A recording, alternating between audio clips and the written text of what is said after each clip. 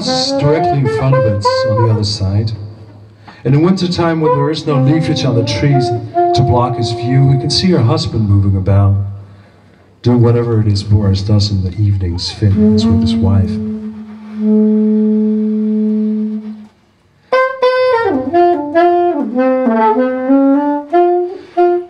Finn comes here every Tuesday and every Thursday to this quaint and tidy refuge to lose himself in the oceans of a planet called Katinka. A world he's determined to explore at length, but by no means expects to ever fully conquer.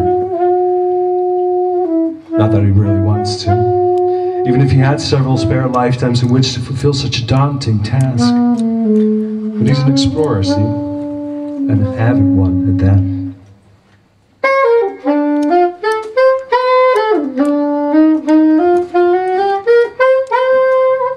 He could not recall how it happened or when exactly, but lighting up without the feeling of cold air hitting his face feels rather strange to him now. Not that from Katinka there will ever be an objection to smoke filling up the bedroom or anything. It's just one of those few and in-between echoes with Finn from a time before Katinka. Like when smoking had still been part of the human condition. That his breath now smells like he's just sucked off the back end of a camel, he knows it's the least of her worries. It's the thing behind it that she's after. She always says it is the thing you packed for me, Armando Finn. The thing only you can put in me.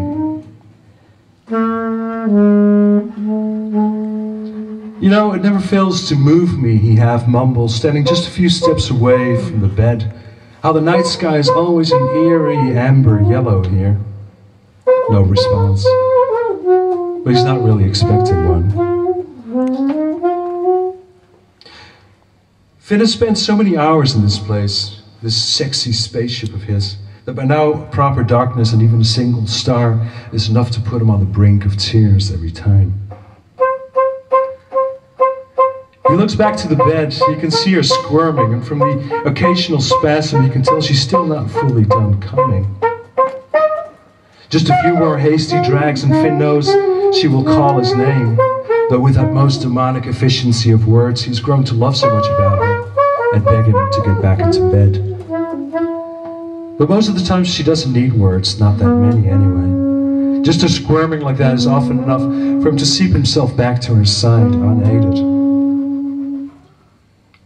For a moment he pulls away to get his focus right and watches how the orange light from the street reflects off the tip of her geometrically perfect nose.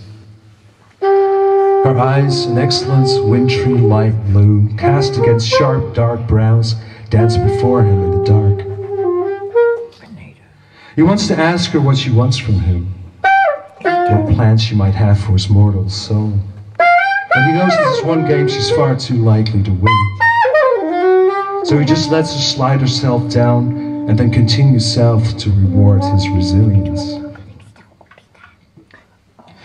He knows she's just out to test him, you know. No longer, because now it's no longer his tongue she's raking. And Finn just gives in. But he never stops observing her, even though her face he can no longer see.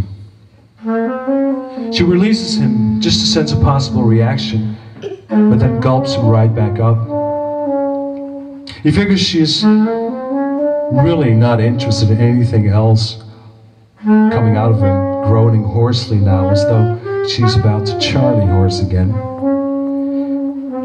He wants to say something before he funnels down too deep and can't plead another word, but then it is she who speaks, commanding him into the deeds of a madman. His salty sweetness is wrathful, and he, a mere vessel that will never reach a shore.